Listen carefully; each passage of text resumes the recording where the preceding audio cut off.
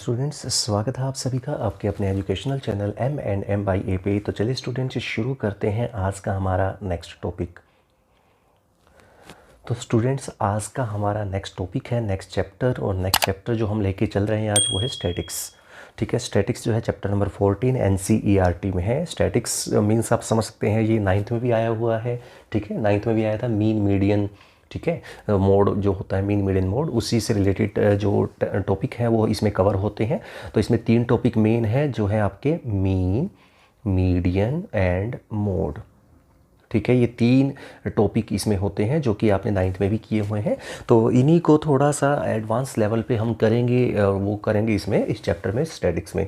तो अब तक हमने 13 चैप्टर कंप्लीट कर लिया है। लास्ट ऑप्शनल एक्सरसाइज जिसके क्वेश्चंस बहुत इंपॉर्टेंट क्वेश्चंस कवर करते हैं उसके अंदर, ठीक है, वो मैंने लास्ट वीडियो बना दिया था। तो अगर आपने वो वीडियो नहीं देखा है तो ऊपर आई बटन पे क्लिक कीजिएगा, वहाँ से आपको लिंक मिल जाएगा।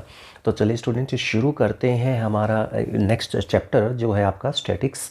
और स्टैटिक्स में जो हमारी फर्स्ट एक्सरसाइज है वो है रिलेटेड टू मीन से रिलेटेड एक्सरसाइज है फर्स्ट। तो अब हम जो सीखेंगे वो सीखेंगे मीन के बारे में। मीन का फॉर्मूला क्या होता है, ठीक है, मीन की जो नोटेशन है दैट इज़ एक्स बार से डिनोट करते हैं मीन को। ठीक है, तो ये जो एक्स बार है इसको हम मीन कहते हैं। तो इसके जो क्वेश्चंस हैं वो 3 टाइप से इसके फॉर्मूले बनते हैं। वो कैसे होते हैं मैं आपको बता देता हूँ। सबसे पहले जो होता है दैट इज़ अनग्रुप्ड डाटा। ठीक है, अनग्रुप्ड डाटा वो होता है जो आपने 9th में सीखा था, जो 9th क्लास में किया था, वो अनग्रुप्ड डाटा था। ठीक है, अब हम बात करते हैं ग्रुप्ड डाटा की। ग्रुप्ड डाटा मतलब जिसमें हम ग्रुप बना देते हैं, कि जैसे कोई टेस्ट लिया है टीचर ने, तो जो टेस्ट लिया है, तो जैसे मान लीजिए 10 मार्क्स का टेस्ट लिया है, तो कुछ बच्चे ऐसे होंगे, टीचर ये पूछेगा हाँ भाई किसके 3 मार्क्स किस किस के आए हैं, तो बच्चे वो खड़े हो जाएंगे। ठीक है, उनकी काउंटिंग कर ली जाएगी। तो इस तरह से ग्रुप बनाएंगे। 4 मार्क्स कितने के आए हैं वो बच्चे अपना नाम नोट करवा दीजिए, तो टोटल नंबर ऑफ स्टूडेंट्स कितने होंगे उसमें। तो इस तरह से हमने ग्रुप बना दिया, नंबर वाइज ग्रुप बन सकता है ना। और इस तरह से 2 टाइप के ग्रुप बन सकते हैं। ग्रुप्ड डाटा भी 2 टाइप का होता है। फर्स्ट जो होता है डिस्क्रीट फ्रीक्वेंसी डाटा बोलते हैं इसको, डिस्क्रीट फ्रीक्वेंसी डाटा। और जो दूसरे टाइप का डाटा है that is continuous frequency data. ठीक है, कॉन्टीन्यूअस फ्रीक्वेंसी डाटा। तो जो ग्रुप डाटा है, और ये जो जिसमें हम 2 टाइप के करते हैं, डिस्क्रीट और कॉन्टीन्यूअस, ये है हमारा, क्योंकि जो अनग्रुप डाटा है वो हमने 9th में भी कर लिया था, तो आप वहाँ से भी कर सकते हैं। लेकिन जो ग्रुप डाटा है वो है हमारे 10th क्लास का टॉपिक।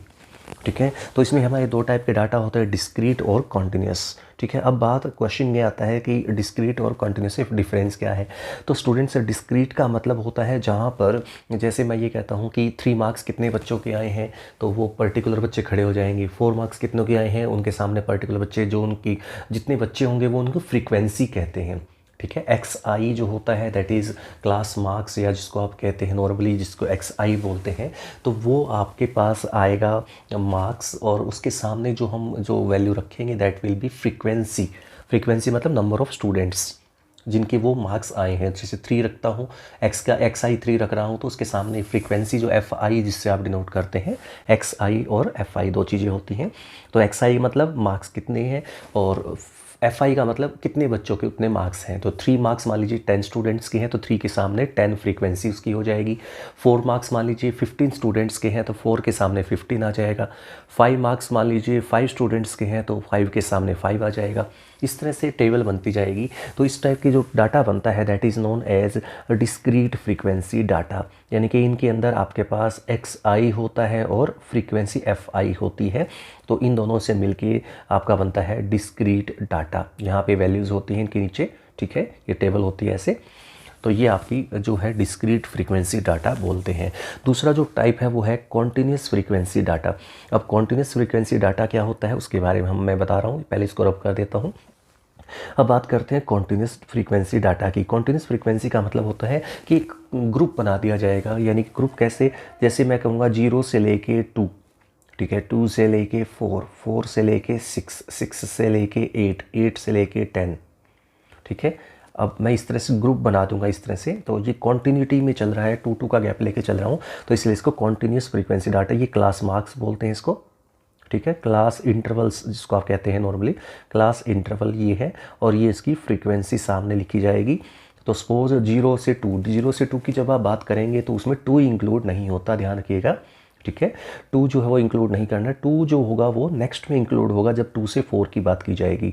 तो 0 से 2 में अगर 5 स्टूडेंट्स अगर मान लीजिए हैं, तो यानी कि ऐसे 5 स्टूडेंट्स हैं जिसके या तो 0 आए हैं या 1 आए हैं या 1.5 आया है, ठीक है, हाफ भी हो सकता है। मतलब 2 से लेस जितने भी हैं वो कितने नंबर आए हैं 0 से लेके 2 से लेस तक के, वो है 5 स्टूडेंट्स मान लीजिए। और इसमें मान लीजिए 2 से 4 तक 3 स्टूडेंट्स हैं, यानी कि 2 जिसके आए हैं या 2 से ज़्यादा लेकिन 4 से लेस। ध्यान रखिएगा, जो अपर लिमिट होती है, 2 चीज़ें होती है, लोअर लिमिट और अपर लिमिट, ठीक है। तो ये लोअर लिमिट और अपर लिमिट जो होती हैं, ध्यान रखिएगा, मैं अपर लिमिट जब बोलूँगा तो मतलब बात समझ लीजिएगा कि साइड वाली की बात कर रहा हूँ लिमिट की, और जो लोअर कहूँगा तो स्टार्टिंग वाली लिमिट की बात कर रहा हूँ क्लास के अकॉर्डिंग, ठीक है। तो जो हमारे पास 0 से 2, 2 से 4 इस तरह से आपके इंटरवल्स होते हैं, 2 से 4, 4 से 6 एंड सो ऑन जो भी है, ठीक है। इस तरह से मैं कंप्लीट कर रहा हूँ जैसे इसको फ़िलहाल, तो ये देख सकते हैं। तो इस तरह से हमारे पास नंबर ऑफ़ स्टूडेंट्स अगर आपसे पूछे जाए क्लास में कितने हैं, तो आप इन टोटल फ्रीक्वेंसी को ऐड कर दीजिएगा, जो भी रिजल्ट आएगा यहाँ पर टोटल इनका सम वो होगा number of students in the class. क्योंकि हर बच्चा हम मान के चलेंगे कि प्रेजेंट था क्लास में टेस्ट के टाइम पे, और उसमें जितने भी उसके मार्क्स आए हैं वो हमने नोट कर लिए। तो कितने बच्चे हैं सारे कवर हो चुके हैं, क्योंकि कोई ना कोई मार्क्स तो ज़रूर आए होंगे, ठीक है। तो इस तरह से हम यहाँ पर इनकी जो टोटल स्ट्रेंथ बनती है क्लास की वो हमारी सामने आ जाएगी, ठीक है। तो ये हम इस तरह से क्लास इंटरवल के केस में हम करते हैं। इसमें जो मेन पॉइंट होता है वो होता है, अब यहाँ पर क्वेश्चन ये उठेगा कि इसको सोल्व कैसे करें। तो इसके लिए हमें एक टेबल में एक नई कॉलम ऐड करना पड़ेगा, इनके बीच में, इन दोनों के बीच में एक ऐड कर देते हैं, जिसको हम XI कहते थे डिस्क्रीट में, ठीक है। फ्रीक्वेंसी एज इट इज चलेगी। XI क्या होता है? XI होता है क्लास मार्क्स। क्लास मार्क्स का फॉर्मूला क्या होता है? क्लास मार्क्स का फॉर्मूला होता है lower limit plus upper limit upon 2, ठीक है। Lower limit plus upper limit divide by 2, यानी कि जो उस क्लास की लोअर लिमिट और अपर लिमिट है दोनों को ऐड करना है, ऐड करके 2 से डिवाइड करना है। एग्जाम्पल के लिए यहाँ पर देखिए लोअर लिमिट 2 है, upper limit lower limit 0, upper limit 2 है, तो दोनों को ऐड किया और 2 से डिवाइड किया, तो 0 + 2 2, 2/2 1, तो इसकी क्लास मार्क्स आएगा 1, यानी कि XI की वैल्यू जो आएगी वो 1 आएगी। 2 से 4 की बात करें तो 2 लोअर लिमिट है, 4 अपर लिमिट है, 2 + 4 6, 6 का हाफ करेंगे, 2 से डिवाइड करेंगे तो 3, 4 से 6 में 5, 6 से 8 में 7 आ जाएगा, और 8 से 10 में 9 आ जाएगा। अब हम क्या करेंगे स्टूडेंट्स की, हम जो क्वेश्चन सॉल्व करेंगे वो करेंगे डिस्क्रीट फ्रीक्वेंसी वाले कंसेप्ट से, जिसमें हमारे पास 2 चीज़ें होती हैं, XI और FI। अब हमारे पास दोनों चीज़ें आ चुकी हैं। FI तो पहले से ही होता है, XI हमें निकालना होता है, तो वो होता है क्लास मार्क्स, और क्लास मार्क्स का फॉर्मूला आपको मैंने बता दिया है। तो इस तरह से हम क्वेश्चंस को सॉल्व करते हैं, ठीक है। तो अब हम बात करते हैं फॉर्मूला कैसे क्या क्या यूज़ होता है इसके लिए, मीन के लिए। तो वो क्या है देखिए, सबसे पहले आता है डायरेक्ट मेथड। 3 टाइप के मेथड यूज़ होते हैं इसमें। सबसे पहला है डायरेक्ट मेथड, फिर है अज्यूम्ड मीन मेथड, फिर है स्टेप डेविएशन मेथड, ठीक है। डायरेक्ट मेथड क्या होता है? जिसमें हमारे पास कैलकुलेशन का लेवल बिल्कुल लो है, लो लेवल की कैलकुलेशन है, जिसमें हमारे पास इंटरवल्स जो है सपोज 0 से 2, अभी जो एग्जांपल लिया था 2 से 4, 4 से 6 एंड सो ऑन, ठीक है। तो इस तरह से आपके इंटरवल्स है, तो देख सकते हैं छोटे छोटे वैल्यूज़ हैं, तो इनके लिए हम ज़्यादा कैलकुलेशन करने, ज़्यादा हाई लेवल पे जाने की ज़रूरत नहीं है। तो ये अगर नॉर्मल कैलकुलेशन है, इस तरह से छोटी छोटी वैल्यूज़ हैं, तो आप डायरेक्ट मेथड यूज़ करते हैं। वो क्या होता है फॉर्मूला? तो मैं आपको पहले बता चुका हूँ, मीन के लिए x बार हम यूज़ करते हैं, तो मीन का फॉर्मूला होगा summation FI XI upon summation of FI, ठीक है। Summation of FI XI upon summation of FI। यहाँ पे आई नहीं लिखा हुआ है, कोई बात नहीं, आप समझ लीजिएगा कि फ्रीक्वेंसी को हमारे पास, मैं आपको बता रहा हूँ, जैसे कि आपका चाहे डिस्क्रीट हो चाहे कॉन्टीन्यूस हो, मैंने आपको XI और FI के कंसेप्ट के बारे में बता दिया। दोनों के केस में XI FI ज़रूर होता है। तो एक नया कॉलम आपको बनाना पड़ेगा, this will be XI FI, ठीक है। मतलब सपोज ये 2 है और ये 3 है तो ये 6 हो जाएगा, ये 3 है और ये 4 है तो ये 12 हो जाएगा, ये 3 है ये आपका 4 है और ये आपका मान लीजिए 3 है तो ये 12 हो जाएगा, ठीक है। इस तरह से कुछ भी हो सकता है, एग्जांपल ले रहा हूँ उसमें। तो आपको यहाँ से टेबल कुछ भी हो सकती है, कितनी बड़ी से बड़ी टेबल हो सकती है, बट आपका फॉर्मूला क्या रहेगा? That will be summation of FI XI, यानी कि जो FI XI की जो वैल्यूज़ आई हैं आपके सामने ये रही, इन सबको ऐड करना है, यहाँ पर वैल्यू रख देनी है, डिवाइड में क्या कर देना है? फ्रीक्वेंसीज़ का सम, फ्रीक्वेंसी ये रही आपके सामने, तो इसका जो सम आएगा उससे डिवाइड कर देंगे, तो जो भी रिजल्ट आएगा, समीशन का मतलब आप जानते ही होंगे, 10th क्लास का बच्चा जानता है कि समीशन का मतलब ऐड करना होता है उस कॉलम को। तो उस कॉलम के एडिशन को ही समीशन कहते हैं। तो ये है आपका डायरेक्ट मेथड। तो इसका जो भी वैल्यू आएगी वो उस क्वेश्चन का मीन आपके सामने आ जाएगा। अब हम बात करते हैं अज्यूम्ड मीन मेथड की। अब अज्यूम्ड मीन मेथड कैसे फाइंड करते हैं, कैसे सोल्व करते हैं, वो मैं बताने वाला हूँ। तो अज्यूम्ड मीन में हमारे पास जब कैलकुलेशन का लेवल जैसे मान लीजिए थोड़ा सा मीडियम लेवल का आ जाए, जैसे 40, 50, 60 के आसपास पहुंच जा रहा है मैक्सिमम मान लीजिए, तो आप 100 तक ले चलिए, कोई दिक्कत नहीं है। 100 तक के लिए आप अज्यूम्ड मीन मेथड यूज़ कर सकते हैं। मतलब मीडियम लेवल की कैलकुलेशन जब हो जाती है, जब हमें मल्टीप्लाई तो हमें करना ही करना है, FI XI करेंगे तो आपको पता होगा मल्टीप्लाई करना है। जब हमारी कैलकुलेशन का लेवल, मल्टीप्लिकेशन का लेवल थोड़ा बढ़ जाए जिससे हमें नॉर्मली कैलकुलेशन ना कर पाएँ, तो आप उसको अज्यूम्ड मीन से कर सकते हैं, ठीक है। और फिर अगर और उससे ज़्यादा भी लेवल हाई हो जाता है तो आप समझ गए होंगे, तो हम स्टेप डेविएशन पे चले जाते हैं। तो यही है आपका इस क्वेश्चन को करने का तरीका, मीन निकालने का। तो अज्यूम्ड मीन पहले हम समझ लेते हैं। अज्यूम्ड मीन में क्या करते हैं कि एक मीन को हम अज्यूम कर लेते हैं। कैसे अज्यूम करते हैं? सपोज आपके सामने है FI और XI 2, 3, यहाँ पे 20 है, यहाँ पे 35 है, यहाँ पे 30 है, यहाँ पे 45 है, यहाँ पे 40 है और सामने है 55 एंड सो ऑन, इस तरह से है। तो आपको क्या करना है, जो मान लीजिए 50 है और आगे यहाँ पर है 60, सपोज यहाँ पे फ्रीक्वेंसी उसकी 60 है, तो आपको क्या करना है, नंबर आपको बीच में से जो मीन अज्यूम कर लेना है। अब मीन अज्यूम कैसे करते हैं वो देखिएगा। जो XI वाले जो कॉलम होता है उसमें से मिडल वैल्यू लेनी होती है। जैसे कि फॉर एग्जांपल यहाँ पे 4 वैल्यूज़ आपके सामने नज़र आ रही हैं, 20, 30, 40, 50। अब बीच की वैल्यू अगर बात करें तो 30 लेंगे या 40 लेंगे, वो आपके ऊपर है। अगर मान लीजिए 4 की जगह 5 वैल्यूज़ होती तो कोई दिक्कत ही नहीं थी। मान लीजिए 60 होता सामने और उसके सामने 75 होता, तो हम ऑटोमेटिकली बीच में वैल्यू होती 40, ठीक है। 2 वैल्यू ऊपर छोड़नी होती है, 2 वैल्यू नीचे छोड़ेंगे तो आप ऑटोमेटिकली बीच की वैल्यू, जैसे इस अकॉर्डिंग हम निकाल सकते हैं बीच की वैल्यू। तो बीच की वैल्यू को ही अज्यूम्ड मीन कहते हैं, ठीक है। मान लीजिए ये पॉइंट नहीं है यहाँ पर, ये 60 और 75 नहीं है मान लीजिए, तो हम क्या करें उस केस में? हम क्या करेंगे स्टूडेंट्स, उस केस में हम यहाँ पर मान लीजिए 50 तक की ही टेबल है, तो आप 30 और 40 में से कोई भी एक ले सकते हैं, आपकी मर्जी है, ठीक है, उससे कोई फ़र्क नहीं पड़ने वाला। तो जो भी हम लेके 30 लें या 40 लें, जैसे मैं 40 ले रहा हूँ सपोज, तो इसको मैं A कह दूंगा, that will be assumed mean, capital A जो यहाँ पे लिखा है इस फॉर्मूला के अंदर। तो जो कैपिटल A है दैट इज़ अज्यूम्ड मीन, ठीक है। अब हम बात करते हैं क्या क्या वैल्यूज़ इसमें यूज़ होती हैं। तो सबसे पहले हमारे पास एक XI होता है, एक FI होता है, ठीक है। तो अब हम एक नया कॉलम बनाएंगे जिसको हम कहेंगे DI, ठीक है। DI का मतलब D जो यहाँ पे फॉर्मूले में D लिखा हुआ है, DI मतलब डिफरेंस भी कह सकते हैं आप। तो ये DI का जो कॉलम है वो क्या है, इसका लिए फॉर्मूला आपके सामने यहाँ पे नीचे मेंशन भी किया हुआ है, where D is equal to X minus A। तो सबसे पहला काम आपका होगा A को अज्यूम करना। तो लेट अज्यूम्ड मीन इज़ 40, जैसे कि यहाँ पे इस क्वेश्चन की मैं बात कर रहा हूँ। तो A हमने 40 लिया है, तो आपका यहाँ पे टेबल थी 20, 30, 40, 50, ठीक है। और यहाँ पे 35, 45, 55 और 60, ठीक है, ये टेबल थी मान लीजिए।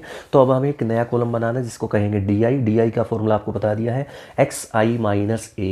XI माइनस A मतलब XI कितना है अकॉर्डिंग टू वैल्यूज़, तो XI का मतलब X1, X2, X3, X4, first value X1, second value X की जो वैल्यूज़ है उसको हम XI कह रहे हैं, सो समझ लीजिएगा। तो उसमें से A को माइनस करते जाना है। तो जैसे फर्स्ट वैल्यू है 20, तो 20 माइनस A का मतलब 40, 20 माइनस 40 होगा -20, ठीक है। इस तरह से नेक्स्ट वैल्यू X2 कितना है 30, नेक्स्ट वैल्यू X की जो वैल्यू वो 30 है, 30 माइनस 40 -10, 40 माइनस 40 0, 50 माइनस 40 10। तो इस तरह से आपका कॉलम बन जाएगा DI। जो है प्लस है तो प्लस लिखिएगा, माइनस है तो माइनस लिखिएगा, मेंशन करना जरूरी है, ध्यान रखिएगा, इग्नोर मत कीजिएगा इसको, ठीक है। फिर एक नया कॉलम बनेगा जिसको कहेंगे FI DI। अब आप समझ गए होंगे FI DI का मतलब, यानी कि FI और DI की जो वैल्यूज़ हैं उनको मल्टीप्लाई कर दीजिए। 35 को -20 से करेंगे -700, -450, 0 और 600, ठीक है। ये तो इस तरह से FI DI की मल्टीप्लाई कर दी। अब जो वैल्यूज़ आई हैं वो हमें इस फॉर्मूले में रख देनी है। तो ये फॉर्मूला आपको रटना है, अच्छे से याद कर लेना है। तो मीन का फॉर्मूला है A, that is 40 plus summation FI DI, यानी कि FI DI वाले कॉलम को ऐड कर लेना। प्लस है तो प्लस लिखेंगे, माइनस है तो माइनस, उससे कोई घबराने वाली बात नहीं है, जैसा है वैसा ही लिखना है, अपने आप से चेंज मत कीजिएगा साइन को, ठीक है। और divide by summation of F का मतलब फ्रीक्वेंसीज़ का सम। तो फ्रीक्वेंसीज का सम आप निकाल सकते हैं आराम से। तो फ्रीक्वेंसीज का सम जो आएगा डिवाइड में सिर्फ इसके डिवाइड में लगाना, ध्यान रखिएगा ए के अलग से है प्लस में, ठीक है, इसको ए के अलग से प्लस में करना है, F I D I upon summation of F आई। तो ये जो वैल्यू आएगी ये आएगी आपकी अज्यूम्ड मीन मेथड से, ठीक है। अब हम चलते हैं नेक्स्ट वैल्यू पे। नेक्स्ट जो कंसेप्ट है वो है आपका स्टेप डेविएशन मेथड। अब स्टेप डेविएशन मेथड क्या होता है वो समझिए पहले। तो स्टेप डेविएशन मेथड जो होता है उसमें क्या करते हैं, उसमें हमारे पास अगर कैलकुलेशन का लेवल थाउजेंड्स में चला जाए तो क्या करें, तो हम लगाएंगे स्टेप डेविएशन मेथड, ठीक है। तो अब यहाँ पर जो डी आई है इसको हम यू आई भी कहते हैं। आप जो क्वेश्चन हम करेंगे उसमें यू आई भी यूज़ कर सकते हैं, यू भी कह सकते हैं इसको, ठीक है, डी की जगह यू लगा सकते हैं यहाँ पर। तो वो आपकी मर्जी है। तो लेकिन डी की वैल्यू चेंज हो जाएगी एक्स आई माइनस ए अपॉन सी। अब यहाँ पे सी कह रहे हैं, इसको आप एच भी कह सकते हैं। एच का मतलब होता है length of class interval. Class interval की जो लेंथ है उसको हम एच कहेंगे, ठीक है। सी कह लीजिए, एच कह लीजिए, एक ही बात है। तो ये ध्यान रखिएगा, एच क्या है और सी क्या है, एच और सी एक ही बात है, जो है आपका क्लास इंटरवल की लेंथ। जैसे 0 से 10, 10 से 20, 20 से 30, इस तरह से कंसेप्ट चल रहा है। तो जो इंटरवल है वो 10, 10 के गैप में है, ठीक है। 0 से 10, 10 से 20, 20 से 30, यानी कि 10, 10 का गैप है। तो जो लेंथ है वो उसकी 10 की लेंथ लेके चल रहा है। तो इस तरह से h की वैल्यू है वो 10 रखी जाएगी। अगर 5 है, 0 से 5, 5 से 10, 10 से 15 इस तरह से है, तो 5 का h का वैल्यू 5 वहाँ पे रखी जाएगी, ठीक है। तो यहाँ पर c और h एक ही बात है, मैं पहले बता चुका हूँ। तो ये फॉर्मूले में कुछ ज़्यादा चेंज नहीं है, दिखने में इस जैसा ही है। बस ये ध्यान रखिएगा इनटू में एच और हो जाएगा यहाँ पे summation F I D I. लेकिन ध्यान रखिएगा डी आई का जो वैल्यू है वो एक्स आई माइनस ए अपॉन एच है या सी है, ध्यान रखिएगा। जहाँ पे हमने सिर्फ डी आई में माइनस किया था अज्यूम्ड मीन को पिछले कंसेप्ट में, इसमें डिवाइड बाय एच भी करना है। एच का मतलब एच जो लेंथ ऑफ क्लास इंटरवल उससे उसको डिवाइड भी करना है। तो एफ आई डी आई आ जाएगा upon summation of F I into C. C कहिए या एच कहिए, मैं फिर से कह रहा हूँ, ठीक है। तो ये फॉर्मूला इसका स्टेप डेविएशन का बनता है। तो इस तरह से स्टूडेंट्स हम कर सकते हैं इस कंसेप्ट को। और इस कंसेप्ट करने के बाद हमारे पास पूरा का पूरा टॉपिक कवर हो जाएगा जिसको हम मीन कह रहे हैं। तो शुरू करते हैं एक्सरसाइज, और एक्सरसाइज नंबर 14.1। फर्स्ट क्वेश्चन देखिए क्या है। इस survey was conducted by a group of student as a part of their environment and awareness program in which they collected the following data regarding the number of plants in 20 houses in a locality, ठीक है। यानी कि एक सर्वे किया गया है जिसमें 20 houses है किसी भी सोसाइटी या किसी लोकेलिटी के अंदर, उसमें नंबर ऑफ़ प्लांट्स कितने हैं, हर घर में कितने प्लांट्स हैं, तो वो हमने नोट करना है। तो find the mean number of plants, mean यहाँ पे मेंशन है साफ साफ, तो मीन हमें फाइंड करना है। तो इस तरह से पता लगता है कि हमें मीन मीडियन मोड में से क्या निकालना है। तो यहाँ पर आप देख सकते हैं साफ साफ मीन लगा हुआ है, तो मीन निकालना है। अब नंबर ऑफ़ प्लांट्स के लिए टेबल दे रखी है 0 से 2, नंबर ऑफ़ हाउसेज है 1, यानी कि 2 तक के, यानी कि 0 या 1 भी नहीं है या 1 है जिसके घर पे वो 1 हाउस है। 2 से 4 का मतलब इसमें 2 या 2 से ज़्यादा वाले लेकिन 4 से कम वाले हैं वो 2 हाउसेज हैं। इस तरह से कर करके टोटल आपके जो इस तरह से टेबल बनाई गई है। तो जैसा कि आप देख रहे हैं यहाँ पे क्लास इंटरवल मेंशन है, तो क्लास मार्क्स बनाने पड़ेंगे। क्लास मार्क्स बनाने का फॉर्मूला मैं बता चुका हूँ, lower limit plus upper limit divide by 2। तो उस तरह से हम करते हुए यहाँ पर एक्स आई की वैल्यू निकल जाएगी। नीचे देख सकते हैं ये है क्लास मार्क्स के टेबल। 0 से 2 है तो 0 + 2 / 2 करेंगे 1 आ जाएगा। 2 से 4 की बात करें 2 + 4 6/2 3 आ जाएगा। 5 7 9 हो जाएगा। नंबर ऑफ़ हाउसेज जो है उसके सामने लिखे गए हैं। अब हमें पता है कि ये सिंपल कैलकुलेशन है, 10 से बिलो ही चल रहा है, तो हम डायरेक्ट मेथड से सोल्व ही करेंगे। ज़्यादा हाई लेवल पे ले जाने की ज़रूरत नहीं है। हाई लेवल पे तभी लेके जाओ जब कैलकुलेशन की वैल्यू लेवल हाई हो, ठीक है। तो हमें सबसे पहले एफ आई एक्स आई बना देना है। एफ आई एक्स आई की मल्टीप्लाई कर देंगे, जो भी वैल्यूज आएंगी उन सबको प्लस करते जाना है। तो जब इनको प्लस करेंगे तो प्लस करने से जो भी रिजल्ट आएगा वो देख सकते हैं यहाँ से। फ्रीक्वेंसीज का जो सम आएगा वो 20 आएगा और एफ आई एक्स आई का सम 162 आएगा। तो हमें पता है कि हमारे पास जो मीन का फॉर्मूला होता है वो क्या होता है। तो मीन का फॉर्मूला क्या होता है, summation F I x I upon summation of F आई, और वो आएगा 162/20, that is 8.1। Therefore, the mean number of plants per house is 8.1। तो इसके साथ ही आपका पहला क्वेश्चन कंप्लीट होता है, फर्स्ट क्वेश्चन। अब चलते हैं नेक्स्ट क्वेश्चन पे। Question number 2, consider the following distribution of daily wages of 50 workers of A factory. Daily wages in rupees है 100 से 120, 120 से 140, 140 से 160, 160 से 180, 180 से 200। नंबर ऑफ वर्कर्स हैं आपके 12, 14, 8, 6 और 10, ठीक है। Find the mean daily wages, mean का मतलब आप समझ गए होंगे, हमें मीन यहाँ पे मेंशन है साफ साफ, तो हमें मीन फाइंड करना है, इससे पता लग जाता है। बाय यूजिंग अप्रोप्रिएट मेथड, यानी कि आप कोई भी मेथड लगा सकते हैं जो आपको ठीक लगे। तो आपको 3 मेथड मैंने आपको बता दिए थे, तो उनमें से कोई भी एक लगाएंगे अकॉर्डिंग टू रिक्वायरमेंट। तो पहले टेबल बना ली, उसके लिए हमें पहले चाहिएगा क्लास मार्क्स, जो कि होता है पिछले क्वेश्चन में भी हमने किया था, फॉर्मूला बता दिया था। तो यहाँ पे जो कंसेप्ट मैंने लगाया है इसमें, वो लगाया है कौन से वाला, FIUI वाला, क्योंकि देखिए इसकी जो कैलकुलेशन है, XI की जो टेबल बनी है आपके सामने वो 100 से ऊपर गई है, 110, 130, 150, 170, 190 है। तो आप जब 100 से ऊपर जा रही है, मैं पहले बता चुका हूँ, तो आप 100 से ऊपर चाहे 1000 हो चाहे कितने भी हो, तो वो आपको स्टेप डेविएशन मेथड ही लगाना है। तो यहाँ पर UI यहाँ वाला कंसेप्ट यहाँ पे लगाया गया है। तो UI की वैल्यू निकालने का फॉर्मूला मैं बता चुका हूँ। उसके लिए हमें चाहिएगा पहले एज्यूम्ड मीन। एज्यूम्ड मीन आपको मैं बता चुका हूँ कैसे निकालते हैं। फिलहाल इसकी काउंटिंग करें तो 1 2 3 4 5 यहाँ पे कॉलम्स हैं, आपको नज़र आ रहे होंगे, 5 रोज़ है। तो 5 रोज़ में मीडियल वैल्यू आप साफ साफ निकाल सकते हैं, 150 है। इसी का वो हम कहेंगे एज्यूम्ड मीन। ध्यान रखिएगा, गलती मत कीजिएगा, एज्यूम्ड मीन हमेशा XI वाले टेबल में से ही निकलती है, फ्रीक्वेंसी में से गलती से मत निकाल देना। कुछ बच्चे फ्रीक्वेंसी का ध्यान नहीं रखते, फ्रीक्वेंसी वाले का मिडिल वैल्यू रख देते हैं। यहाँ पर ध्यान रखें, XI की मिडिल वैल्यू रखते हैं, तो 150 है। तो UI का फॉर्मूला बताया था XI minus A upon H, या DI अपॉन H कह सकते हैं। अब DI क्या है, XI माइनस A, यानी कि 150 अपॉन 20 क्यों लिया, क्योंकि गैप देख सकते हैं 100 से 120, 120 से 140, 140 से 160, तो ये 20 का गैप है, तो अपॉन में H की जगह 20 आएगा। तो DI पहले निकाल लिया, और आप चाहें तो डायरेक्ट आप XI के बाद डायरेक्ट UI भी कर सकते हैं। ठीक है, कैसे, XI माइनस 150 अपॉन 20 भी कह सकते हैं DI की जगह। तो आपको 2 कॉलम बनाने की जरूरत नहीं पड़ेगी, एक से ही काम चल जाएगा। रिजल्ट जो आपके सामने आ जाएगा, UI आ जाएगा -2 -1 0 1 2। अब नया कॉलम जो हम नॉर्मली फॉर्मूले में बता दिया था, FIUI का कंसेप्ट बनेगा। तो FI वाले कॉलम को UI वाले कॉलम से मल्टीप्लाई कर देना है। तो जो रिज़ल्ट आएगा वो सामने इसमें टेबल में रख देना है, FIUI की वैल्यू। इनको जब आप रखते हैं यहाँ पर, तो रखने के बाद देखिए क्या आता है। तो देखिए ये है आपके पास from the table, it can be observe that summation of FI, frequencies का सम है वो 50 आया है, और FIUI का जो सम है वो -12 आया है। प्लस है माइनस है, जो भी है आपको मेंशन करना पड़ेगा। ठीक है, तो फॉर्मूला आपको याद रखना पड़ेगा, वो आपको बता दिया था।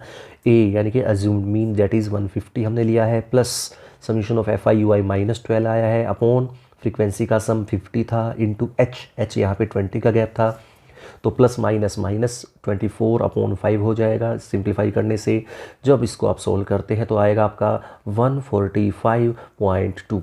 ठीक है, therefore the mean daily wages of the worker of the factory is 145.20 भी कह सकते हैं रुपीज़ में। तो ये है आपका क्वेश्चन नंबर 2। अब बात करते हैं क्वेश्चन नंबर 3 की। क्वेश्चन नंबर 3 क्या है, देखिए ज़रा। The following distribution is shows the daily pocket allowance of children in of a locality, mean pocket allowance is ₹18, find the missing frequency। ये अच्छा क्वेश्चन है, इंपॉर्टेंट, मार्क कर रहा हूँ इसको, ध्यान रखिएगा, इंपॉर्टेंट जरूर करना इसको। इसमें फ्रीक्वेंसी मिसिंग है, इसी टाइप के क्वेश्चन आते हैं नॉर्मली कि मिसिंग फ्रीक्वेंसी बताइए, वो चाहे मीन हो, चाहे मीडियन हो, चाहे मोड हो, किसी में भी पूछा जा सकता है। तो सबसे पहले कंसेप्ट में घबराना नहीं है। सबसे पहले हमें यहाँ पे F मिसिंग है, देख सकते हैं ये फ्रीक्वेंसी मिसिंग है, इसकी वैल्यू हमें निकालनी है। टेबल एज यूजुअल जैसे देते हैं वैसे ही दी गई है। तो सबसे पहले हमें टेबल के लिए क्लास मार्क्स चाहिएंगे, वो हमने बना लिए, और हम इसके बाद हम करते हैं DI वाला कंसेप्ट यूज़। तो DI आप जानते हैं क्या होता है, बीच का जो भी कोई एक हम यहाँ पे अज्यूम कर लेते हैं, मीन हम निकाल लेते हैं। तो 18 को यहाँ पर मीन लिया गया है, कोई दिक्कत नहीं है, आप बीच में से रखिए, आप 60 भी ले सकते हैं, 40 भी ले सकते हैं, 18 कोई दिक्कत नहीं आएगी उससे। ठीक है, तो यहाँ पर आपने 18 को यहाँ पर जैसे मीन लिया है, मीन पॉकेट अलाउंस यानी कि अज्यूम्ड मीन जिसको आप कहते हैं, वो 18 ले लिया है। ठीक है, और ये लेने का रीज़न ये भी है, देख सकते हैं आपके सामने, कि यहाँ पर एक मीन पॉकेट अलाउंस आपको ऑलरेडी गिवन है, यानी कि मीन आपको ऑलरेडी गिवन है। ठीक है, तो मीन अलायंस आपको ऑलरेडी गिवन है, तो अज्यूम्ड मीन भी हमने वही ले लिया है, दैट इज़ 18, मेंशन है पहले से ही, देख सकते हो क्वेश्चन की स्टेटमेंट में। ठीक है, तो DI हमने ले लिया XI माइनस A यानी कि -6 -4 -2 और 0। उसके बाद FIDI हमने निकाल लिया, FIDI आपके सामने आ चुका है। अब हम क्या करेंगे इसके बाद जो रिज़ल्ट आएगा वो हम देखते हैं क्या करते हैं। उसके बाद आगे चलते हैं तो देखिए क्या होता है, टेबल थोड़ी पूरी कंप्लीट लेके चलते हैं। तो देखिए यहाँ पर आ जाते हैं, तो यहाँ पर आपके पास टेबल पूरी कंप्लीट होती है। तो यहाँ पे एक जो मेन पॉइंट नोट करने का वो यहाँ पे है, ठीक है। यहाँ पर आप देखेंगे FI जब आप DI करते हैं तो 2F आ जाएगा, ठीक है। फ्रीक्वेंसी यहाँ पे मिसिंग थी तो इसलिए यहाँ पर मिसिंग फ्रीक्वेंसी जो है वो यहाँ पर इसमें मेंशन है। तो 5 4 और उसके बाद 4 6 मल्टीप्लाई करनी है नॉर्मली। तो इन सब को ऐड करने से जो रिज़ल्ट आता है वो आता है आपके सामने, इनका समीशन आता है 2F - 40, ठीक है। फ्रीक्वेंसी वाला वैल्यू एक ही थी F वाली, तो वो अकेले सिंगल रहेगा, ऐड करने पे उसको अलग से लिखा जाएगा। और बाकी कैलकुलेशन नॉर्मली है तो उसको आप ऐड सब्ट्रैक्ट जो भी करते हैं वो रिजल्ट आएगा -40 में, तो ये आ जाएगा 2F - 40। और फ्रीक्वेंसी का जो सम है वो है 44 + F, ठीक है, क्योंकि F अलग से ऐड करना पड़ेगा, F हमें नहीं पता कितना है। तो 44 बाकी सबका सम है 44 और प्लस में F अलग से कर दिया। अब हमें फार्मूला लगा दिया है, अज्यूम्ड मीन वाला जो फार्मूला था वो हमने यहाँ पे यूज़ किया है, तो फार्मूले में रख दिया है। अज्यूम्ड मीन हमें 18 पहले से मेंशन है और अज्यूम्ड मीन हमने 18 लिया है और हमारा जो मीन है वो भी 18 ही मेंशन है। तो जनरली सॉरी यहाँ पे थोड़ा सा ध्यान रखिएगा कि मैंने आपको स्टार्टिंग में जैसे बताया था टेबल यहीं तक नहीं है, टेबल थोड़ी आगे तक है, यहाँ तक आई हुई है। तो ये 3 वैल्यूज़ ऊपर 3 वैल्यूज़ नीचे छोड़ देंगे तो 18 ही आएगा अज्यूम्ड मीन भी, ठीक है, ध्यान रखिएगा। तो अज्यूम्ड मीन भी 18 है और गिवन मीन भी आपका 18 है। तो x बार भी 18 है, a भी 18 है और उसकी वैल्यूज़ रखते हैं। इनको रखने के बाद जब आप सॉल्व करेंगे तो इस कैलकुलेशन को जब आप सॉल्व करते हैं तो f की वैल्यू आपके सामने आ जाएगी और f विल बी 20, ठीक है। इस तरह से आप ये सॉल्व कर सकते हैं, 20 इसकी मिसिंग फ्रीक्वेंसी आ जाएगी। आगे चलते हैं क्वेश्चन नंबर 4 पे। क्वेश्चन नंबर 4 जो है उस पर हम चलते हैं तो देखते हैं 30 women are examined in a hospital by a doctor and the number of heart beats per minute were recorded and summarized as follows. Why is the mean heartbeat? Mean निकालना है पर मिनट, चूजिंग सूटेबल मेथड, जो भी आप use करना चाहिए use कर सकते हैं। तो ये क्वेश्चन मैं आपके लिए छोड़ रहा हूँ क्योंकि ये क्वेश्चन में वही सेम कंसेप्ट है, इसमें कोई मिसिंग वाली बात नहीं है। आपको सोल्व करना है, सोल्व करने के लिए आप कंसेप्ट कौन सा भी लगाएं, लेकिन फ़िलहाल जो इस क्वेश्चन में किया गया है वो लगाया गया है स्टेप डेविएशन, ठीक है, स्टेप डेविएशन मेथड, ठीक है। ये देख सकते हैं, ये रहा। तो स्टेप डेविएशन मेथड लगाने से इसको सोल्व किया गया है। तो आंसर आया है 75.9, ठीक है। तो ये mean heart beat per minute जो है वुमेन्स की वो है आपकी 75.9 बीट्स पर मिनट। आगे चलते हैं नेक्स्ट क्वेश्चन नंबर 5 पे।